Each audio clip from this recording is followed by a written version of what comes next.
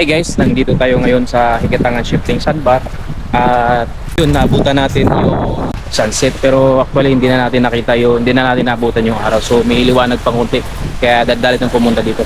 So yung shifting na sandbar na to ay napakaganda nito dahil itong shifting sandbar na to, kaya siya tinawag na shifting sandbar. Katulad ngayon, pagka yung hangin galing dito sa norte o kung tawagin natin amihan, yung hugis nung sandbar papuntang habagat naman.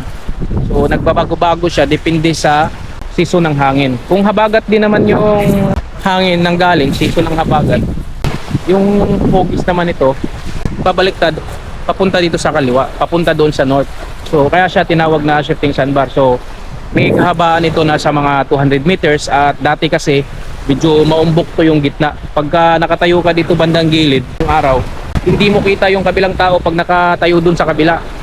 Kahit yung ulo niya hindi mo makikita dahil sa sobrang kapal at sa sobrang taas ng buhangin ng araw dito. At yun, ngayon patag na siya, halos pantay na siya ng sea level yan, kung mapapansin nyo. So hindi katulad nung araw na talagang pagka halimbawang natayo ka dito sa gilid, pag sa gilid ka nakatayo, yung gitna niyan, yung sa gitna, umbok na umbok yan, hindi mo makikita. Kanina hindi natin napuntahan to ng medyo maaga-aga gawa nung nag-high tide. Kung shifting sandbar na to ay naapawan siya ng dagat. So dito sa isla na to, dito kami nanguhuli ng isda noong araw. Paikot-ikot kami dito sa isla, dito kami nang lalambat. Lalong-lalo na dito sa part na to.